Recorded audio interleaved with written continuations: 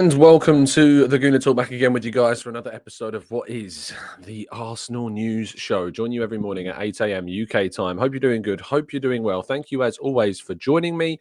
It's very much appreciated. I hope that you're going to be with me this morning, specifically to react to yesterday's chaos.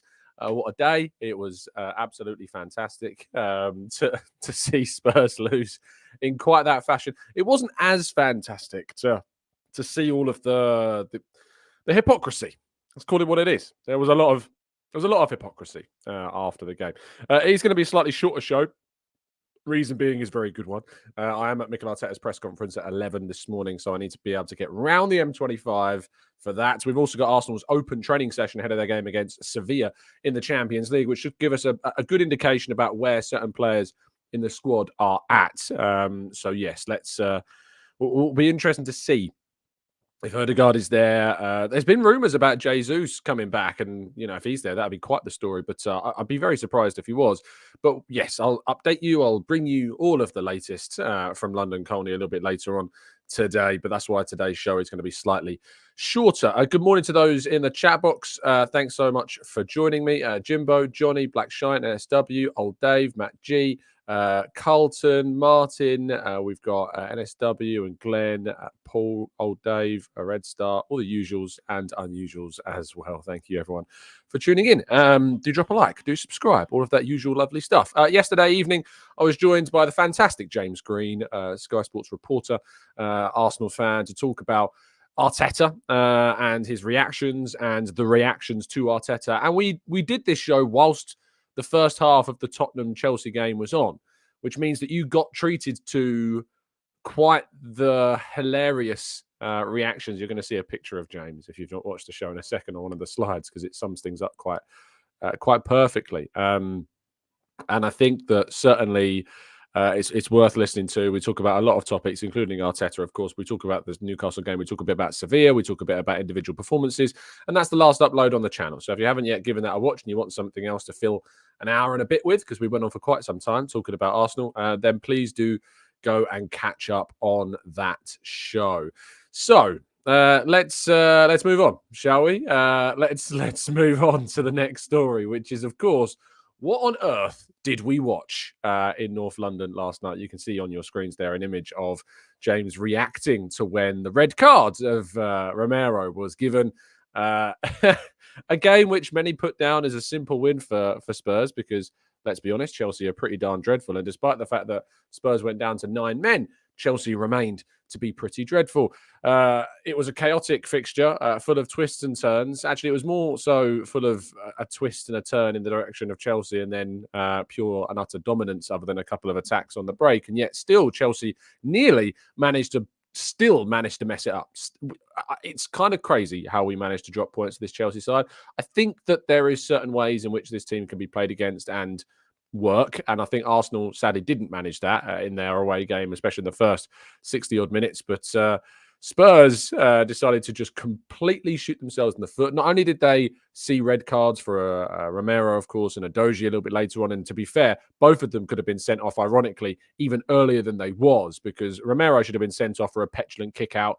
I mean, VAR saying it was petulance over violent. I don't really understand why that's so. You can just kind of petulantly kick people now. Apparently that's the bar, that's the example that we're setting. And Adoji's two-footed challenge is, I don't tend to agree with a lot of what Gary Neville said last night during the game, but I do agree with his description of that, which is a challenge that is universally hated. I thought that was a really good way of putting that particular challenge, because a two-footed challenge which connects should be a red card. It's out of control. The only reason he gets the ball is through pure luck, and he should have gone earlier. And there we could have seen an even worse scoreline for Spurs. But Chelsea, obviously, against 9 men, then played a style of football which still lacked so much imagination, and they struggled to find their way to the goal. Tottenham, meanwhile, played a ridiculous high line. It's been called genius by some. Jamie Carragher after the game saying it was almost genius, despite the fact that Chelsea struggle against low blocks and have struggled to play against low blocks all season. And it's thwarted them time after time after time. And yet Spurs decided to play the one system, which gives Chelsea all the space and pace in behind that they need. So to call it nearly genius is kind of akin to a ridiculous crazy scientists trying to come up with something mad and instead creating some kind of, I don't know, flesh-eating virus or something. It was ridiculous to call it genius. It was crazy to compliment it, and it was entirely, unsurprisingly, predictable that Spurs were still, after the game, given a huge amount of credit for their display, despite the fact that in a game which they absolutely had to win and were expected to win, they self-sabotaged. And I could not help but, after the game, release that video, which I'm sure plenty of you have already seen, in which I used the classic age-old poet, or poem rather, that you've now come to know, which is, imagine if that was Granit Xhaka. And that is where we're at, is because if Granit Xhaka was Romero, if Arsenal had been the team that were giving up these stupid decisions, if Arsenal were the team that had, self-sabotaged a massive game against a London rival as they were top of the league, Arsenal would be getting absolutely battered this morning in the press. They would have been battered last night in the post-match commentary. They would have been called, as Gary puts it before, too emotional. I didn't hear those words about Spurs, despite the fact that anything but composed would be the word I would use. Anything but that word. And emotional would have been a perfect way to sum up Spurs' performance. We would be getting destroyed if that was our performance. And yet Spurs, I'm hearing, can take just as much from that game as Chelsea could. Crazy, ridiculous, and, as I said before, entirely predictable. Now, we need to talk about the greatest human to ever live, Ange Postecoglou, who was, after the game, very poignant, very not accurate, sorry. Very, again, not predictable. It's kind of premeditated, I guess. He was very careful about what he was saying. It was very poignant, what he was saying. And it was clearly in response to, obviously, all of the Arteta stuff, speaking about the fact that he was brought up to respect referees and that, their authority is being eroded and things like this, despite the fact that in the game, he was booked for disagreeing with a decision, which was, he explained after the game, when the linesman he thought had not given offside, and Vicario was being closed down when it was offside. He did what he did. He exited the technical area in protest, I guess, in response to that, in disagreeing with the actions of the linesman, not respecting the rules of what you're supposed to do, and got booked for it. So, yeah. Kind of ridiculous. And the funny thing is I've seen some people say, well, Arteta's words were in a post-match interview, whereas he got booked in a heat of the moment thing.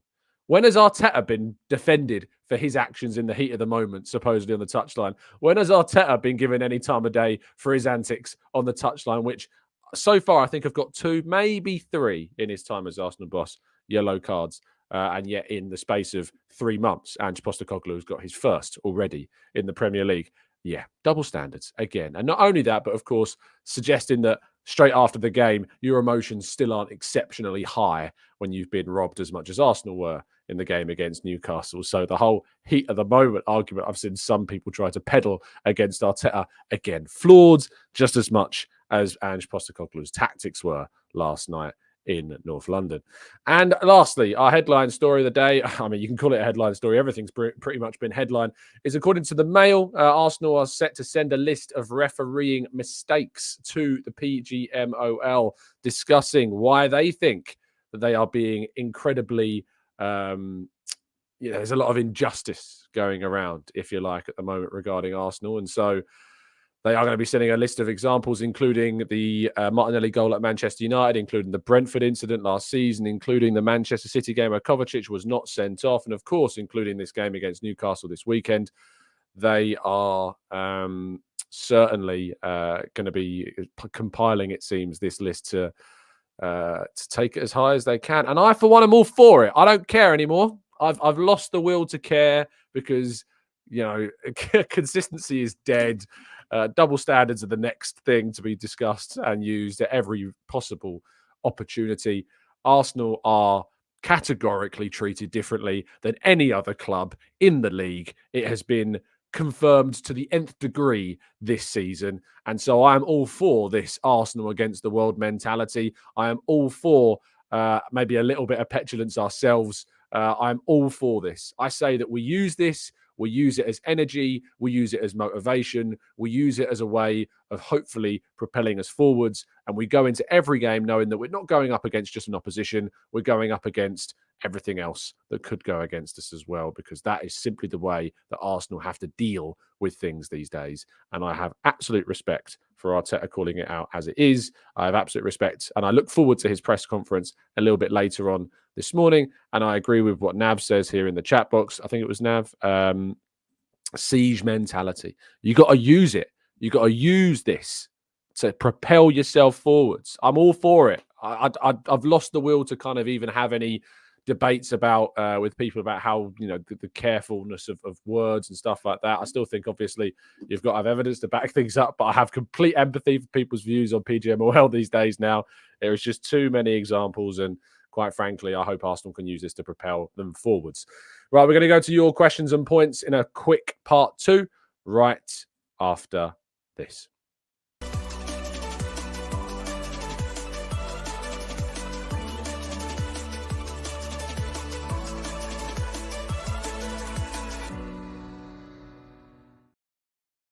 Okay, so yes, we're gonna jump into the chat and tackle some of your points. I just can't help but find myself utterly. I feel like a changed man this morning. You know, it's not about. It's no longer about being in a way sensible. It's snapped. It's done. I'm fed up of patience. I'm fed up of having to like toe the line, if you like, around referees and PGMOL and the standards of how Arsenal are talked about in comparison to other clubs, because it's just different. Why should we stand for it? Why should we just accept it? Why should we try and make excuses for it? It exists. It is a thing, and it now needs to be used to our benefit. Rob Bob says, living in New Zealand and not having Sky, I haven't seen if there was a ref response to the Newcastle game or the PGMOL yet. No, not yet. Nothing yet, I'm afraid. Matt G says, I'm slightly worried about Tom. There were suggestions that Arteta may not even face a sanction for his words. I mean, if I'm the PGMOL, I'm sanctioning him. I don't really understand like his words that were used. I mean, you think about some of the other managers that have said things in post-match presses or interviews that have been sanctioned. How would Arteta not get sanctioned?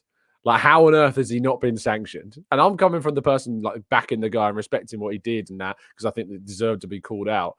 But I can't get my head around why they wouldn't sanction him. Because it's obviously a sanctionable offence. Maybe it's guilt. I don't know. Jalali says, looks like this could be a turning point for the worse for Pat Butcher and his team. Big injuries and a big loss going into a tough run of fixtures for them. Look, Ange Postecoglou, I think, has come in and done a great job for Spurs. I do think they're very, very lucky, and I think there has been an element of their luck eventually running out, and that certainly happened, in my view, last night. They nearly got really lucky at the end as well. They took so long on that offside for Eric Dyer's goal. It was like they were desperately trying to find any possible way to prove that it was actually a goal. It was clear that it was offside. It was. They said it was closer than they thought, but no, we could all tell that was offside. I knew it was offside the moment that the pass was played. He was in an offside position, and yet they tried so long to show that it should have actually counted. But yeah, just another example. There you go. Arsenal wouldn't get that. Derek says, Tom, Jesus, Chelsea are so poor. Oh, sorry. I just see Jesus and I'm like, Jesus. Jesus, Chelsea are so poor. Also, very happy that we're only 2 points behind Spuds rather than 5. Also, I think Wolves could do a job on them on Saturday. Of course, they've lost James Maddison. They've lost Mickey van der Ven as well. 2 huge misses for them. And they'll be without Romero for 3 games. They'll be out with a Doji for 1 game as well. So, yeah, there is certainly a lot of reasons to have a concern about what team might be playing against Wolves next week. Hopefully Pedro Neto might be available for that game, but I don't know what his injury situation is. Krosh says, with regards to how our grievance with the ball being in and out and with the technology already being available, could we not use a Hawkeye type system like they do with tennis and cricket? I think we could. I don't know why they don't. To be honest, I don't even know why a camera is not along the goal line. I find that staggering, to be honest, how they can have 30 odd cameras in the ground and not have 2 along each of the goal lines or the other lines that exist on the pitch. You could still use them, of course, to move and to look at other angles of things. But surely we are at an age in football in 2023 where you can have cameras looking along a goal line. I find that kind of ridiculous. Leeds Gunner says, having rewatched the highlights from the NUFC game, I cannot believe open assault is being tactically allowed on our players. And also a massive kind of shame on the likes of Dermot Gallagher. I watched back Ref Watch yesterday, and they were discussing how like Dermot Gallagher felt it wasn't a red card because it was his forearm and he hadn't elbowed him. Do me a favour. Like, are we really setting the bar this low? Is like, right, you can assault someone as long as you use a softer part of your body, you know. Use your imagination for what you think you could use now to assault other players on a football field because of what Dermot Gallagher has said. And Stephen Warnock, of course, on that show as well, bemoaning Mikel Arteta and Arsenal's statement as well. And also taking a lot of Arteta's quotes out of context. Chris, it was on Twitter, I saw, putting up a fantastic video breaking down all the specificities, if you like, of the injustices and the inaccuracies of the quotations that have been used about Arteta. You know, you might have seen a few like October whatever and November whatever in terms of Arteta's quotes. They're all taken out of context. They all don't use the full quotes. They all don't use the context of when and where they were actually asked. So don't get fooled. People are certainly trying to deep fake you over the course of this weekend.